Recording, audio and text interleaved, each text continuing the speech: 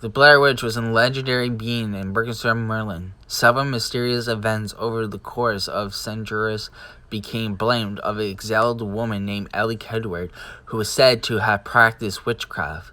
The witch was described by a woman as being covered in long black fur, which is concealed beneath a wool shawl, and by another account having long spindly lips.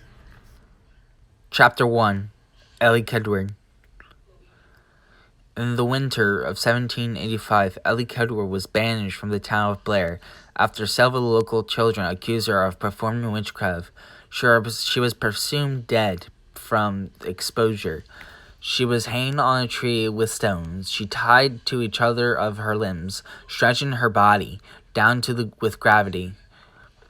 The next year, all of her accusers of half of the town children vanished without trace. Fearing the curse, the townspeople immediately fled BLAIR, vowing to never alter the name of Ellie Kedward again.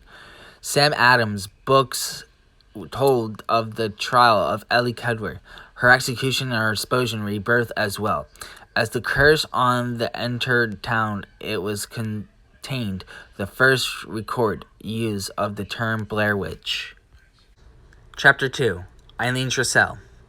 In 1825, a year after the town was rediscovered and founded as Burkensville, the villagers held the first annual wheat harvest picnic. During the event, a 10-year-old Eileen Tressel wandered off towards the Tappy East Creek and drowned in the shallow water. 11 eyewitnesses claimed to see a ghostly white hand reach out of the water and pull her in. The creek was searched, but Eileen's body was never recovered.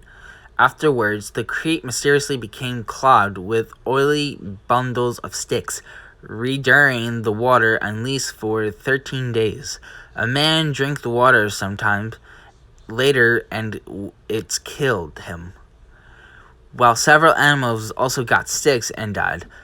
The incident was the first of the several to be blamed on the Blair Witch. Chapter 3. The Massacre of the Burkensville 7.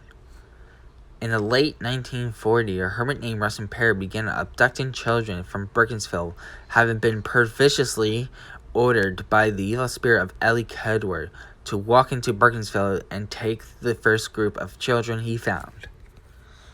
Everyone knows that Rustin had completely gone mad. He would take the children and brutally disembowel them, just as Ellie Kedward had done with the search party. Rustin hid the secret for 2 days until Ellie Kedward appeared to him in his dreams. Finally, Rustin had walked into the town of Burkensville a couple years later and said, "I'm finally finished." Literally, no one knew what he meant. But when the police entered his house in the woods and sneaked in, they found 7 corpses of children in the cellar. The citizens of Burkensville proclaimed Rustin is now guilty of charge and decide to have him executed. Rustin did not deny everything. He confessed to the least degree, informing to the authorities of Burkensville. Then he was merely doing what the old woman dressed in black had told him to do. Rustin was confessed, and the authorities executed him by hanging him in 1941. Chapter 4. The Old Hag.